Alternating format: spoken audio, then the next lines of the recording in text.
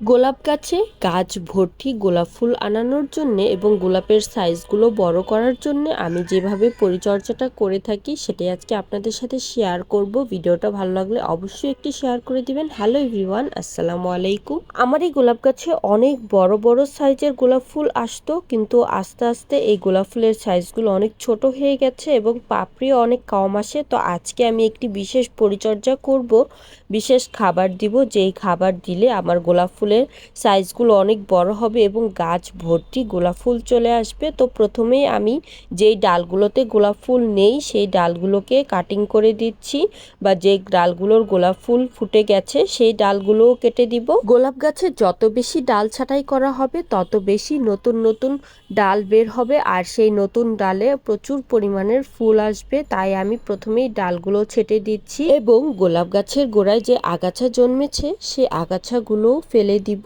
এবং গোড়াটাকে পরিষ্কার করে দিব, আর গোড়ার মাটিটাকে আমি একটু আলগা করে দিব। যেই ডালগুলো ছাঁটাই করেছি সেই ডাল থেকে কিন্তু অনেকগুলো গোলাপ ফুল গাছের চারা তৈরি করে নেওয়া যাবে। আমি অনেকগুলো চারা তৈরি করেছি এভাবে ডাল ছাঁটাই করে করে। গোলাপ গাছে আজকে যেই খাবারটা দিব এই খাবারটা তৈরি করার জন্য আমি এখানে অনেকগুলো ডিমের খোসা নিয়ে নিয়েছি, আর ডিমের খোসাগুলোকে ধুয়ে রোদে শুকিয়ে আমি গুঁড়ো করে নিয়েছি, আর সাথে চা পাতা নিয়েছি।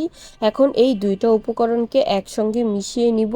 ডিমের খোসাতে রয়েছে প্রচুর পরিমাণের ক্যালসিয়াম আর চা পাতাতে রয়েছে নাইট্রোজেন। এখন চা পাতা আর ডিমের খোসার সঙ্গে আমি আরেকটি উপাদান মিশাবো, সেটা হচ্ছে অ্যাপসন সল্ট। অ্যাপসন সল্ট কিন্তু গাছে নতুন কুশি আনতে সাহায্য করে, গাছকে সবুজ সতেজ রাখে।